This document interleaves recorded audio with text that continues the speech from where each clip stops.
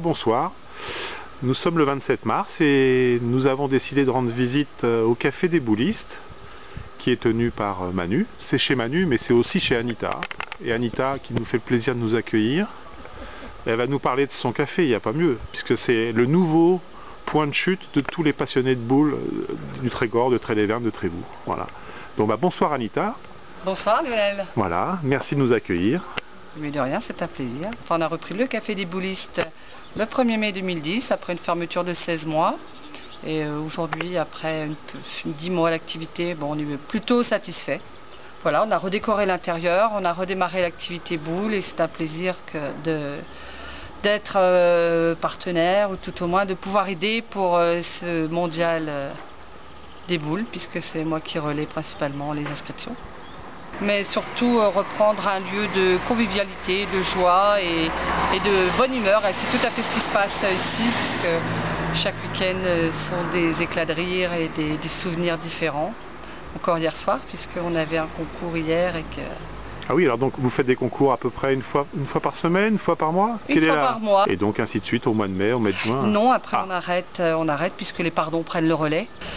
Donc à partir du mois de mai, on arrête, puisque moi je descends sur Awelmore, Port-l'Épine. Ah oui, c'est vrai, parce que tu as aussi la gestion du superbe restaurant qui est en bord de mer à Port-l'Épine. Tout à fait. Ok, c'est là où se font les concours c'est là où se font tous les concours de l'UBDC. Voilà, et j'espère que rapidement le mondial descendra dans les années à venir sur Port-l'Épine. Entre nous, ça va rester entre nous, juste pour les internautes. Il est prévu que ce soit alternativement une année à Trévoux, une année à Tréleverne. Et puis peut-être après, quand il y aura trop de monde, on fera en même temps dans les deux villages. C'est tout le mal qu'on nous souhaite. Voilà, je souhaite qu'un jour on soit complètement débordé. Voir ton superbe intérieur? On y va? Allez, je te suis.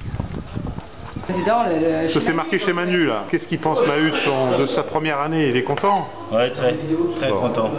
Surtout qu'on a des braves gens dans le coin, alors on a le climat, la convivialité, la chaleur bretonne, la chaleur du cœur. Il est également dépositaire de boules, donc on peut acheter les boules, on peut commander sa couleur, son poids, sa taille. Ah oui, vous savez qu'il y aura un grand concours d'adresses, de tir de points. Oui. Et donc peut-être qu'il y aura des boules qui vont être achetées ou à gagner. On va voir les allées couvertes. Ah bah oui, bien. Échauffer l'hiver. Oui.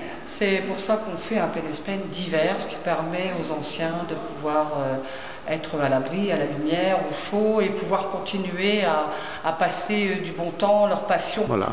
Donc là ici, voilà, c'est des allées qui font à peu près 15 mètres de long. Et il y a des parties acharnées. Parce que pour ceux qui ne connaissent pas, quand on perd la partie, on va dire bonjour au bar et on paye sa tournée. Et donc la maladresse aux boules fait payer une tournée. Tout à fait. Mais en général, le gagnant, le coup d'après, il perd et puis il paye sa tournée. Oh, mais de toute façon, puis à la fin, il se repaye une tournée. Il se repaye toute sa tournée. C'est la tradition. C'est la tradition. Et tradition en Bretagne, c'est sacré. Voilà. Oui, tout à fait. Ouais. Alors là, c'est les anciennes allées historiques. Oui, mais celles-ci, on les a remis donc en activité au 1er mai 2010. Donc là, Manu a refait les planches, enfin je sais pas, et ça va être repeint. On va repeindre un à la fois pour qu'ils aient des nouveaux bâtiments tout propres pour l'hiver prochain. Donc voilà, ce sont les allées où en hiver, quand il fait un peu plus frais, on peut continuer à garder la main, à s'amuser dans un bon esprit. Oui. Ok. Donc notre premier pénespen a quand même réuni plus de 60 joueurs.